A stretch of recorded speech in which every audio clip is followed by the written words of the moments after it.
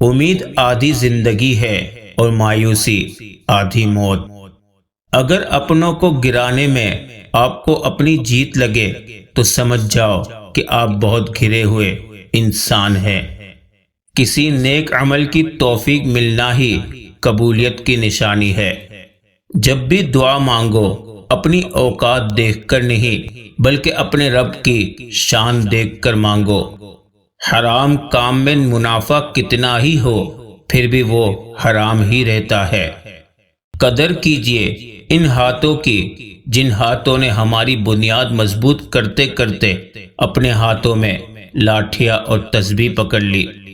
یہ جانتے بھی ہو کہ خدا دیکھ رہا ہے پھر بھی دیکھتے ہو کہ کوئی دیکھ تو نہیں رہا۔ بے شک اپنی ساری باتیں اپنے رب کے ساتھ کرو اور اپنے رب کی باتیں رب کی مخلوق کے ساتھ کرو۔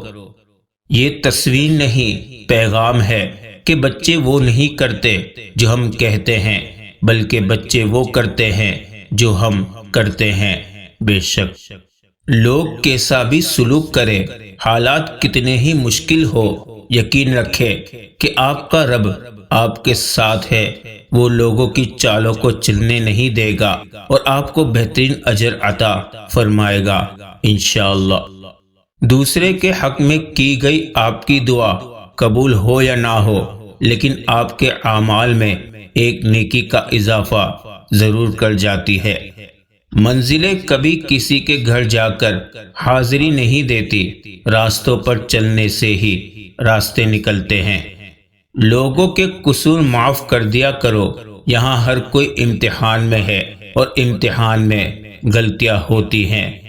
چھوٹے ہمیشہ اپنے بڑوں سے سیکھتے ہیں، عادتیں، عبادتیں، محبتیں اور نفرتیں۔ آج کسی نے مجھ سے پوچھا آپ کو سب سے زیادہ کس نے ہرٹ کیا؟ میں نے جواب دیا میری اپنی امیدوں نے اور توقعات نے۔ گناہ دنیا کی لذت اور آخرت کا عذاب ہے۔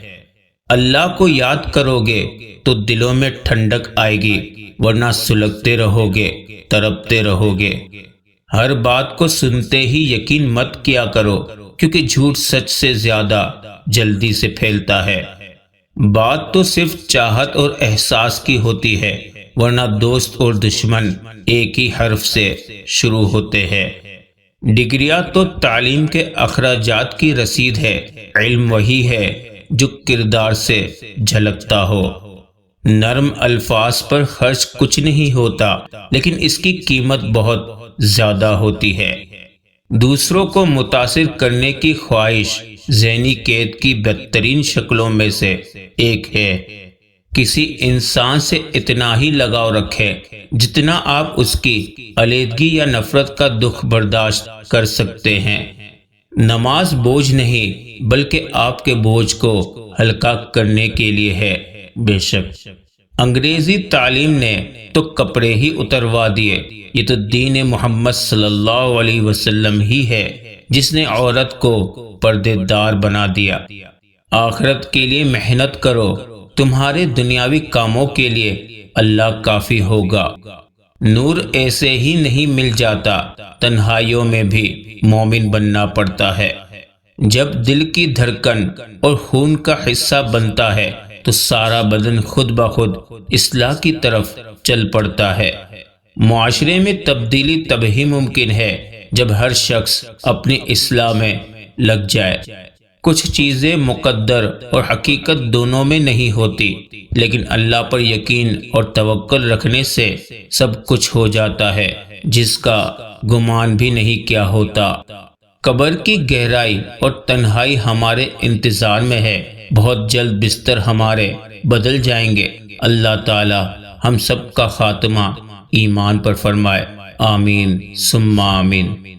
روز و شب کے میلے میں غفلتوں کے مارے لوگ شاید یہی سمجھتے ہیں کہ ہم نے جس کو دفنایا بس اسی کو مرنا تھا۔ وہ تھام لیتا ہے گناہ گاروں کو بھی، وہ زمانے کی طرح رسوا نہیں کرتا۔ میں نے اپنی اوقات کو بہت غور سے دیکھا تو پتہ چلا کہ چند سانسیں ہیں، اور وہ بھی رب العزت کی محتاج ہے۔ جب آپ کسی پر اندھا اعتبار کرتے ہیں تو وہ ثابت کر دیتے ہیں کہ آپ واقعی میں اندھے ہیں۔